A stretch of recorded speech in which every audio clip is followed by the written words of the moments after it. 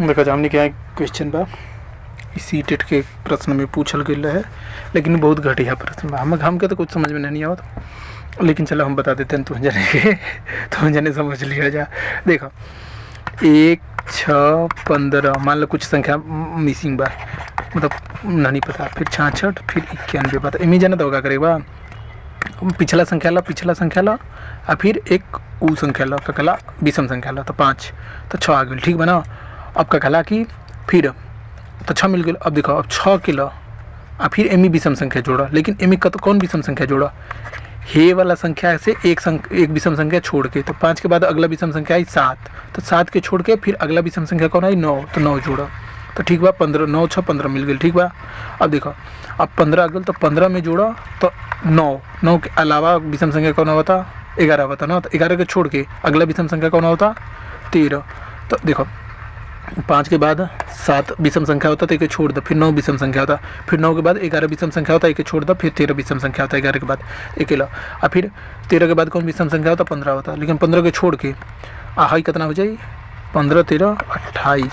28, ठीक बा। तो 28 में 15 के अलावा अगला विषम संख्या आई 17, तो 17 जोड़ा, तो 17 जोड़बे तो कितना आई 8, 7, 5, 2, 1, 3, 1, 4, ठीक बा, ये हो गई। अब 45 में 17 के आगे कौन विषम संख्या होता 19, तो 19 के छोड़ के अगला विषम संख्या जोड़ा तो 21, तो 21 जोड़ बताइए आई, हाँ देखा आ जाए। और फिर 66 में फिर जोड़ा 21 के बाद अगला विषम संख्या 23 होता, 23 के छोड़ के 25 जोड़ा, तो 25 जोड़ बताइए आ जाए 91, और 91 में अब जोड़ के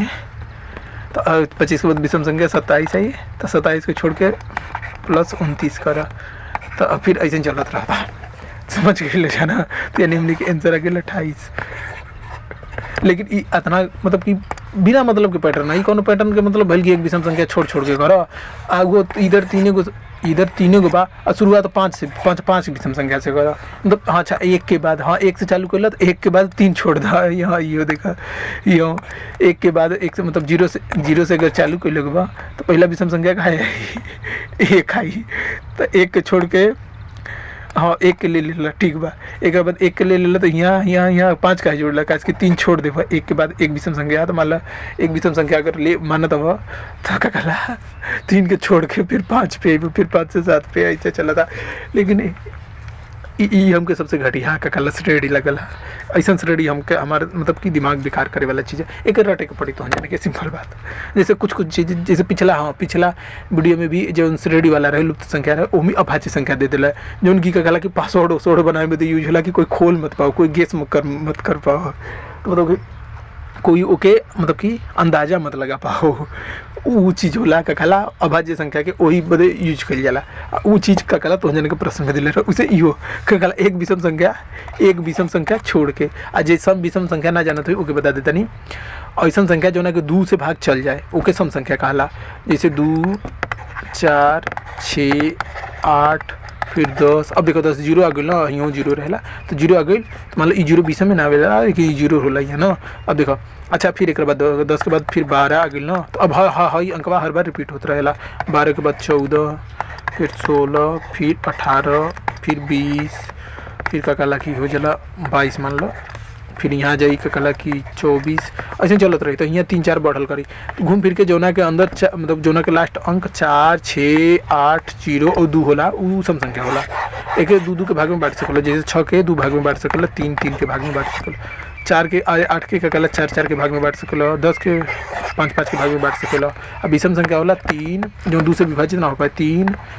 3, 5, 7, 9, 11, 13 ये सब होला। एक का मतलब होला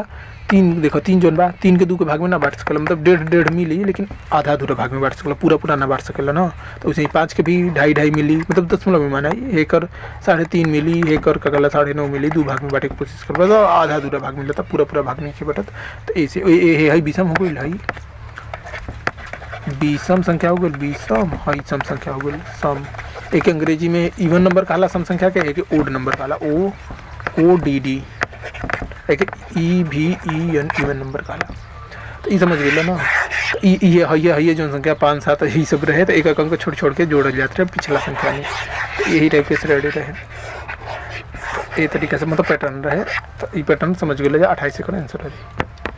लेकिन ये घटिया घटिया क्वेश्चन रहे हमारा हिसाब से। ऐसा क्वेश्चन ना देवे के चाहिए। ई कोनो मतलब ई रटे वाला चीज़ को ना, अब रटे वाला पैटर्न के रटे वाला तो अब कितना कितना कौन कौन तो 4-5 तरीके के पैटर्न पूछो तो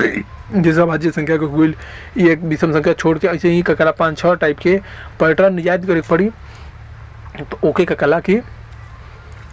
एम यूज करब। आ पैटर्न वैटर्न हाँ एक जरूरत पड़ सकेला जो पासवर्ड वासवर्ड तोड़े उड़े की बात करी